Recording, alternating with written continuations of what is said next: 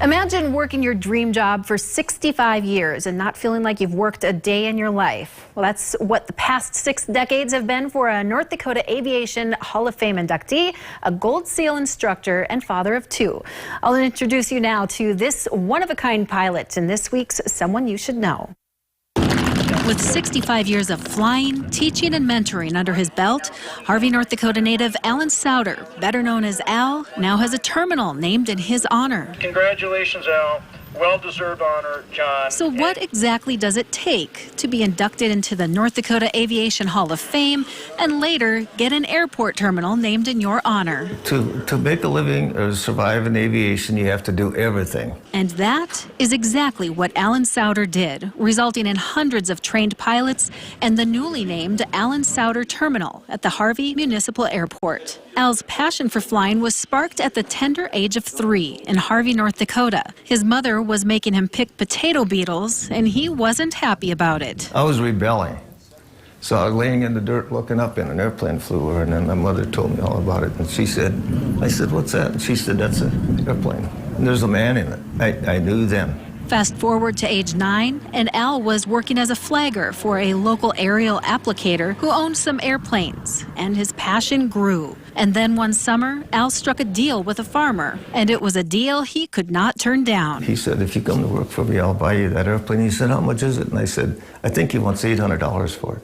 He bought it for me. So by the time he was 16, Al owned his own plane. At 17 years old, he joined the U.S. Army for a year and a half and went on to earn his commercial pilot and flight instructor certificate. And that is when life really got busy, and for good reason. You ever hear the term, you missed a meal once in your life, and you just made up your mind you're never going to miss another one?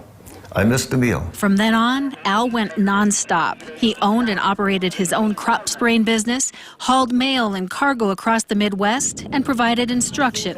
And all of this he did for his children. I lived for my 2 children, that they wouldn't have to live like I did. While Al retired years ago, he's never stopped flying, even building himself an airplane hangar and creating his own landing strip in his backyard. He continued to work after he retired as well. I used to fly doctors to satellite clinics all over North Dakota for 16 years. And the Gold Seal instructor also continued to provide instruction to pilots over the years, 633 to be exact, and a very special student pilot, his son Ross, who flew all the way from Oklahoma to Harvey to see his father be honored at the dedication ceremony. If it wasn't for my father, I wouldn't be in aviation. I'm currently an airline pilot, and I'm a retired Air Force pilot, and it inspired me to fulfill my dreams as a professional pilot.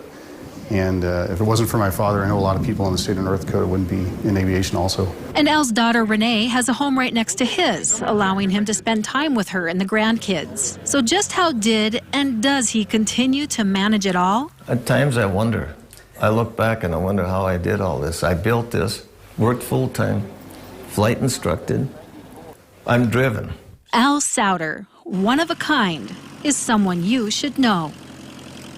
And I have to mention that the 2 planes you saw in the sky, that was Al and his son Ross flying in formation around the city of Harvey. Wow. And as if he's not busy enough, he also grows and sells trees and peonies at his home. And it's kind of endless, the list of things that Al does to keep himself busy. Yeah, it's like he said, I don't want to miss a meal, right? Just basically meaning, you know, he just grabs